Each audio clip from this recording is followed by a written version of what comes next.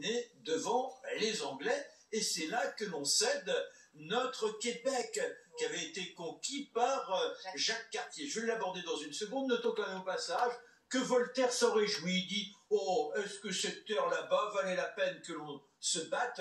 Soyons pour la terre. » En revanche, Jean-Jacques Rousseau... Quelques arpents de neige. Voilà. En revanche, Jean-Jacques Rousseau dit « Mais c'est terrible, nous avions les bons sauvages, et ces bons sauvages, ils nous apprenaient énormément à nous que nous disons les hommes civilisés. » Ah oui, on retrouve tout Rousseau là. Alors donc, que s'est-il passé en 1534? Là, on est avec François Ier. Et François Ier avait déjà eu des velléités de s'intéresser à l'Amérique du Nord. Il avait envoyé Verrazzano, il y a le pont Verrazzano à New York. Eh bien pourquoi? Parce que c'est un Italien qui, pour François Ier, a fait ce premier voyage. Il découvre ce qui deviendra la Grande Pomme, à savoir New York, qu'il baptise le premier nom de New York, c'est la Grande Angoulême. Vous voyez, ça resplendissait la France. Ça claque. Ça claque. Alors, bon, après, il est pris par différentes affaires avec Charles Quint. Et quand enfin il se rétablit dans un pouvoir bien installé, il envisage de nouveau de partir là-bas vers l'Amérique du Nord. Et puis c'est d'aller aussi contre l'Espagne. L'Espagne, Charles Quint, mais aller contre les Portugais, les Espagnols. Et les Portugais, à l'époque, sont en train de se partager la planète. Alors il nous faut faire quelque chose. Et il y a un dénommé, Jacques Cartier, on ne connaît pas bien les débuts de sa vie, sauf que c'est un gaillard qui a beaucoup navigué. Apparemment, il a rôdé du côté des côtes du Brésil. Il a été l'ennemi des Portugais. C'est un fier marin. Et il est adoubé par l'évêque de Saint-Malo, qui est en même temps l'abbé du Mont Saint-Michel. Alors il obtient 2 navires. Nous sommes à Saint-Malo, reste que quand vous dites on s'en va à un point que personne ne connaît, vous pouvez penser que les gars, ça se carapate. Dans les ports, on ne rôde pas dans les tavernes. Alors on met carrément l'embargo sur le port, de telle sorte que les gaillards qui attendent de partir en voyage, ils sont là emboucanés, si je puis dire, et ils oublient en étant dans les cavernes, et c'est là qu'on les cueille et qu'on les oblige à rejoindre les équipages de Jacques Cartier. Et hop, vogue le vent. 2 petits bateaux, c'est pas bien gros, mais avec un homme comme ça, et en plus les dieux qui deviennent favorables, le vent qui pousse bien, au bout de 20 jours, nous sommes à Terre-Neuve. Terre-Neuve, elle est bien connue. Terre-Neuve, c'est là que l'on vient tous les ans pour les grandes pêches, et les Diepois sont des abonnés du lieu.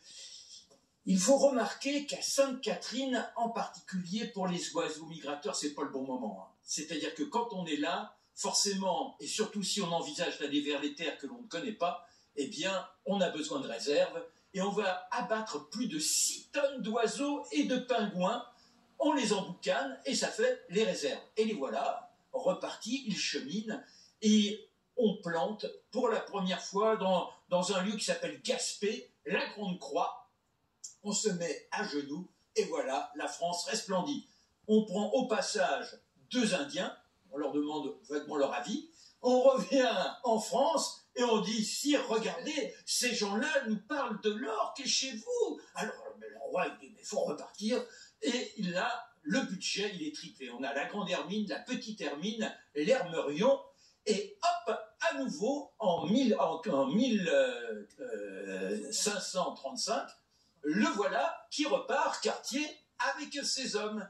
Et on pose la croix à Staccaton. Staccaton, c'est là où les premiers boc-côtés vont s'entrer. Ça s'appellera Québec.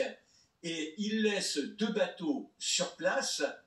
Et ensuite, avec des petites barques, ils montent jusqu'à un point que l'on appelle Canada. Canada, ça veut dire la petite maison des castors. Il paraît que c'est la terre de l'abondance. Alors on monte avec 40 bonhommes seulement, on a 2 guides, et on arrive à ce lieu invraisemblable.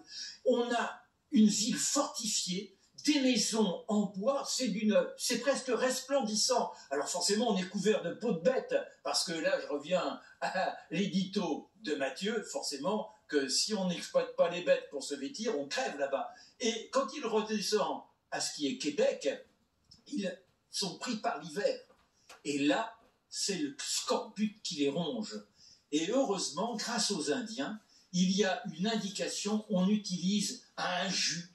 Et ce jus s'appelle l'Ameda, c'est l'érable. Et grâce à cette tisane, eh bien, on sauve l'équipage. Après, on fera le prisonnier, on kidnappera le chef indien, on le trahit, on le ramènera en France. Mais c'est comme ça qu'on a la première installation au Québec et une première esquisse en ce lieu que j'ai proposé qui s'appelait Canada. On l'appelle Mont-Royal, il y a une colline, et c'est Montréal aujourd'hui. Ah, c'est la magnifique histoire de l'Amérique française. Il ne faut jamais oublier, à un certain moment dans l'histoire, l'essentiel de l'Amérique du Nord fut française. Et la défaite, en fait, 1759, les plaines d'Abraham, 1760, la capitulation de Montréal, et 1763, le traité de Paris, pour nous, c'est la conquête, c'est la cession, c'est un moment de bascule dans l'histoire. Et Michelet a cette formule, en perdant l'Amérique, la France n'a rien perdu sauf l'avenir du monde. Il n'y avait pas trop mal vu. Très très beau, merci. Il y aura la Louisiane qui reviendra dans le giron, mais Napoléon est un traître. Et on tient encore 250 ans, on est encore. Bon.